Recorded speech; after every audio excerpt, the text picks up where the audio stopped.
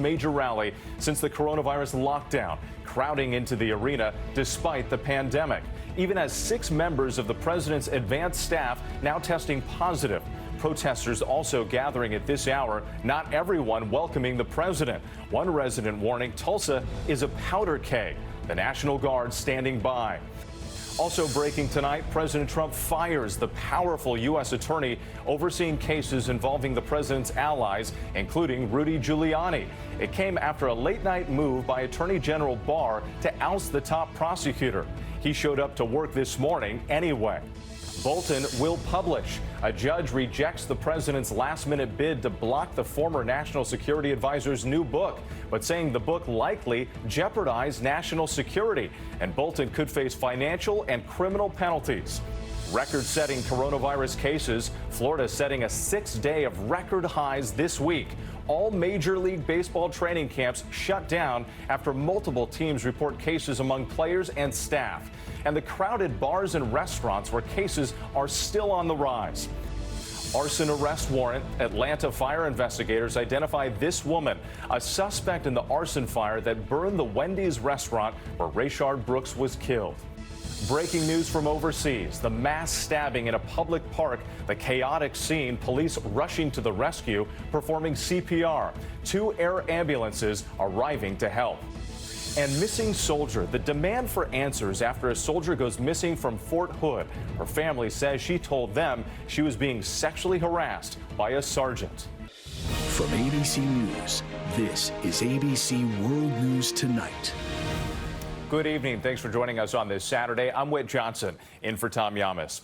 We begin tonight with a civil emergency in Tulsa, Oklahoma, where President Trump is holding his first major rally in 3 months, the largest indoor event in America since the coronavirus pandemic began.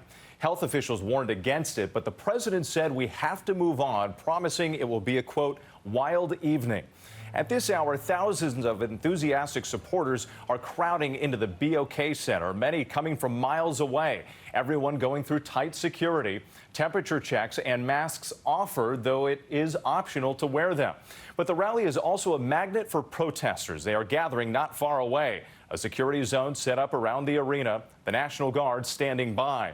The city had announced a curfew in an attempt to keep the peace, but the president's campaign pressured them to remove it. So it will be an anxious night in Tulsa when the rally ends and people flood the streets. ABC's Marcus Moore leads us off in Tulsa.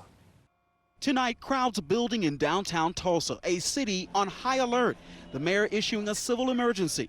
Oklahoma's governor calling in hundreds of National Guard troops. We've seen them on every corner around the BOK Center, where President Trump's holding his first rally in months, and it has drawn counter-protesters as well. We'll let them peacefully protest, but as soon as they start damaging other people's property, that's when we'll step in, and we're not going to have that kind of nonsense in Oklahoma. One Black Lives Matter protester arrested today at the BOK Center hours before people were let in. You're putting cuffs on me. Less than a mile away, in Tulsa's historic Greenwood district, there is anger. After hearing Vice President Pence might tour the area, residents covering up monuments and the mural commemorating the 1921 massacre at what was known as Black Wall Street. If you really want to talk about unity, right, and bringing communities together, then we have to sit down and talk about reparations, honestly, and have a discussion and develop a plan for that. Otherwise, it's just a photo op. The vice president facing new criticism today after refusing to acknowledge the phrase Black Lives Matter during an interview with our station WPVI. Black Lives Matter. Can you say those words? All of us are created equal and endowed by our Creator with certain inalienable rights. And so all lives matter in a very real sense. The vice president meeting with black pastors ahead of the rally. Emotions are high, and there are fears the situation could turn to chaos tonight. We have all of the ingredients for a disaster. Tulsa's a powder keg. Law enforcement officials also very concerned over the possibility of violence. The president even tweeting, any protesters, anarchists, agitators, looters, or lowlifes, you will not be treated like you've been in New York, Seattle, or Minneapolis. It will be a much different scene.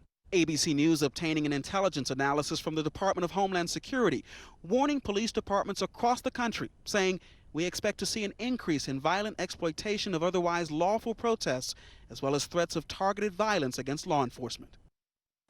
That warning to police right there. And Marcus Moore joins us from Tulsa. Marcus, we're already seeing heavily armed police and protesters confronting people heading into the rally.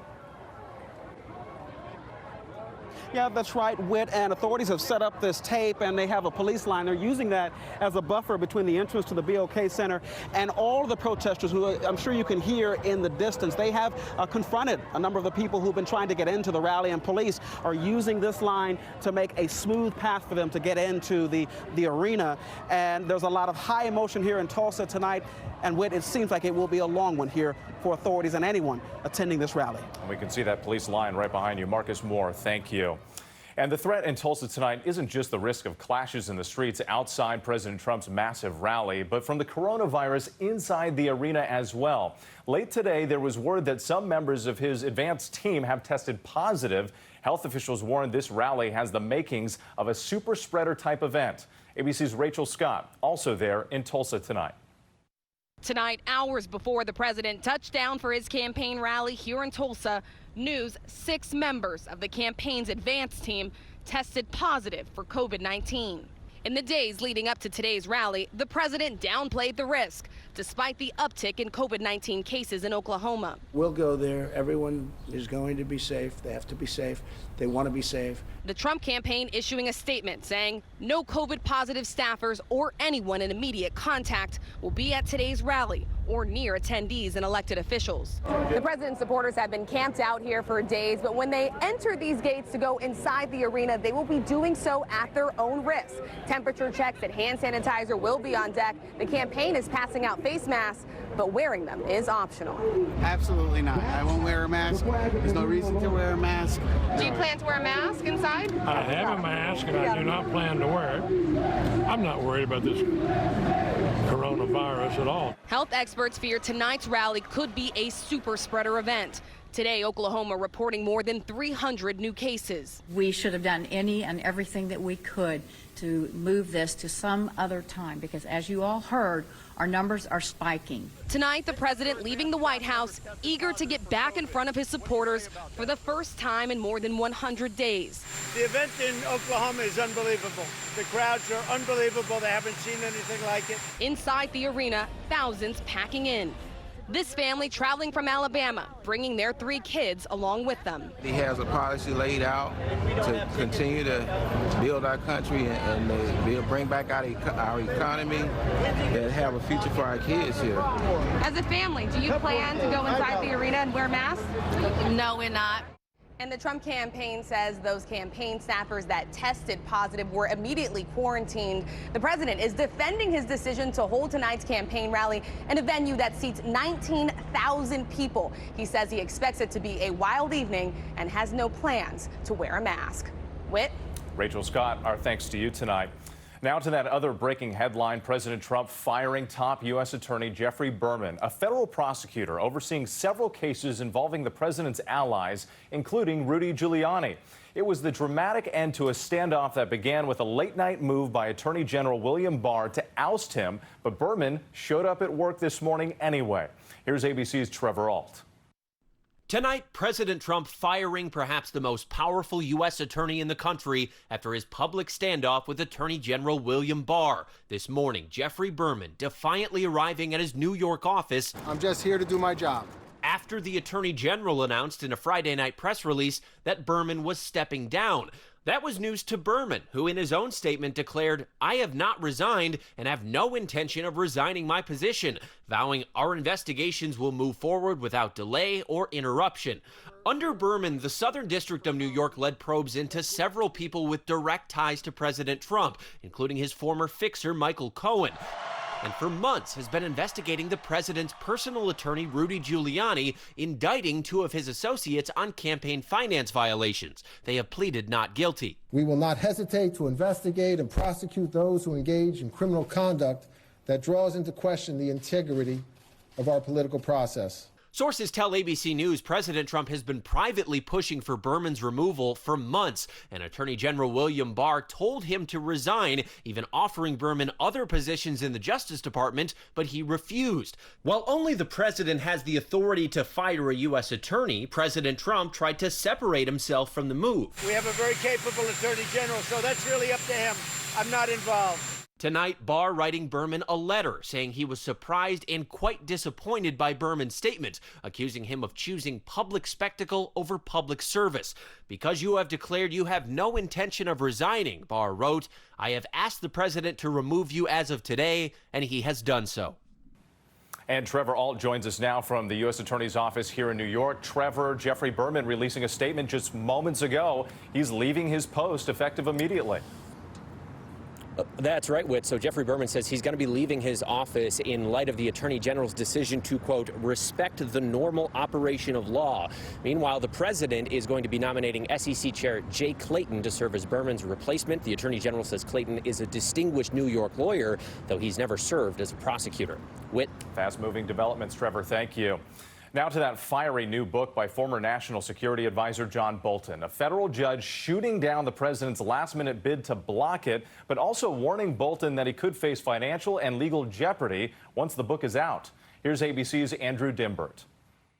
Tonight, nothing stands in the way of the release of former National Security Advisor John Bolton's bombshell book about the Trump administration, a federal judge ruling against the Justice Department's request to block the political memoir. But Judge Royce Lamberth also admonishing Bolton, saying the court is persuaded that defendant Bolton likely jeopardized national security by disclosing classified information in violation of his non-disclosure agreement obligations. In his new book, The Room Where It Happened, Bolton describes a chaotic White House where he claims Trump's only strategy is re-election. In an interview with Martha Raddatz, Bolton says Trump's attempt to block his book was not about national security. The president isn't worried about foreign governments reading this book. He's worried about the American people reading this book. The president firing off a Twitter attack on Bolton today, taking the judge's words as a victory, saying Bolton broke the law and has been called out and rebuked for so doing, with a really big price to pay. He likes dropping bombs on people and killing them. Now he will have bombs dropped on him. In the book, Bolton claims the president is inept. I don't think he's fit for office. I don't think he has the competence to carry out the job. There really isn't any guiding principle that I was able to discern other than what's good for Donald Trump's reelection. The civil case against Bolton is still pending. The issue is if he broke his non-disclosure agreement, he could lose all profits and even face criminal charges. Whit. All right, Andrew Dimbert, thank you. And a reminder, you can see Martha Raddatz in that exclusive interview with John Bolton in an ABC News special tomorrow night at 9 p.m. Eastern. To breaking news overseas, a mass stabbing inside a public park in England. The chaotic scene unfolding in Reading. This is about 40 miles west of London.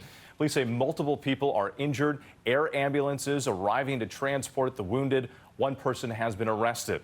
British media reporting police say it is terrorism related. Next, the coronavirus surging across the Sun Belt. Cases in Florida doubling in a week to more than 4,000 in a single day. Major League Baseball reportedly shutting down all spring training facilities temporarily after some teams reported positive cases. Hospitalizations soaring in Texas, North Carolina, and Arizona. ABC's Zoreen Shah is in Huntington Beach, California. Tonight, the coronavirus surging across the South and out west in several states that were among the first to reopen. New infections more than doubling in the past week in Florida, hitting a high of more than 4,000 cases today. The governor blaming increased testing. The vast majority of the cases that we're seeing right now in the state of Florida are with people who are presenting without any symptoms. Doctors raising red flags. We are seeing more patients in the hospital, there's no question about it. But we're also seeing a higher percent positive on the people being tested. In North Carolina, hospitals hitting a record high a fifth day in a row. Washington State's governor will issue a mask mandate for Yakima County, warning of the virus exploding. ICU patients are being transferred to Seattle for lack of capacity. Packed bars and restaurants in Los Angeles. This is actually the first time we hang out after the whole quarantine. California was the first state to impose a lockdown in March, now seeing a record number of new cases, more than 4,000 on Wednesday. California's governor ordering everyone to wear masks in public. Orange County residents rebelled over the local ordinance last week. Now people here still conflicted whether they'll follow the mandate. The mask mandate is tyranny. It worries me for them more than for me. Now, there are some exceptions to that mask order. One of them is if you're outside and social distancing. Right now, we're in Huntington Beach where there are hundreds of beachgoers behind me, but they do appear to be following those rules. Whit? Those beaches packed for the summer months. Thank you so much, Zoraine. Across the country, Juneteenth celebrations are continuing into the weekend. And after weeks of protests for racial justice and the president's rally originally set for the holiday itself, this year's celebrations are getting a spotlight they've rarely, if ever, had before. Here's ABC's Janae Norman. Tonight, a day after the official holiday, Juneteenth celebrations continue. Like this Juneteenth Freedom Walk today in Cleveland. Marches and music. Marking the day the last slaves in Galveston, Texas learned they were free, more than 2 years after the Emancipation Proclamation ended slavery in the Confederate States. Beyonce releasing the song Black Parade on the holiday, providing a directory of Black-owned businesses on her website, writing on Instagram, "I hope we continue to share joy and celebrate each other, even in the midst of struggle." That struggle, the focus of protesters calling to end systemic racism. Chanting the names of Ahmaud Arbery, George Floyd, Breonna Taylor, and Rayshard Brooks, bringing more attention to the Black Lives Matter movement. And that momentum making Juneteenth 2020 unlike any other. For the first time, recognized as a paid holiday by companies like Twitter, MasterCard, Target, Nike, Uber, and Lyft, as well as the states of New York and Virginia. The enthusiasm more than a century after the end of slavery, bringing down statues of Confederate monuments as calls for change continue across America. And though Juneteenth is recognized by 47 states and D.C. as a state holiday, a group of senators announced a push to make it a national holiday also. Whit? Janae Norman, thank you. There is much more ahead on World News Tonight. The arson arrest warrant, authorities identifying a suspect in the fire that destroyed the Wendy's where Rayshard Brooks was killed. The details from police. And the missing Fort Hood soldier, the investigation tonight after claims she was being sexually harassed on base.